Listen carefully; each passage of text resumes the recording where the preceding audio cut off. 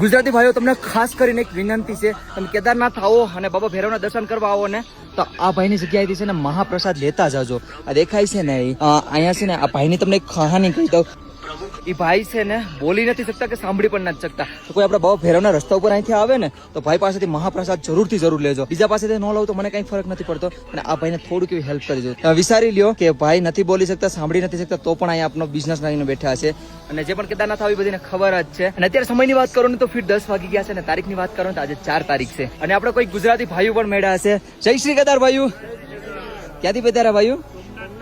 સોમનાથ થી આવ્યા છે. અને ભાઈનો મને મેસેજ આવ્યો હતો, પણ આપણે છે ને કપડાં ધોતા હતા, તો મેં કીધું ભાઈ તમે અહીંયા આવતા રહ્યો, આપણે વિડીયો બનાવી લઈએ. કેમ કે આજના મોસમની વાત કરું ને તો આજે તડકો એટલો પ્યારો એવો નીકળ્યો છે ને તમે વાત જ ન પડો.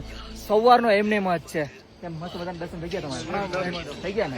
વાંધો નહીં. અને આપણે ભાઈ ગીર સોમનાથના છે, આપણે જ્યાંથી છે ને ત્યાંથી.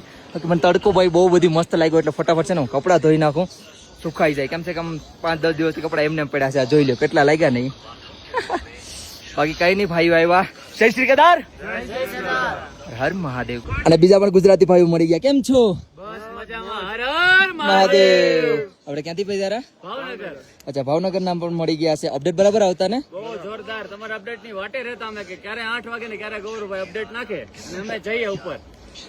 Thank you so much. આ ગુજરાતી ભાઈનો પ્યાર મળે છે. અને બીજું કઈ નહીં, અપડેટ માટે ફોલો કરીને જજો.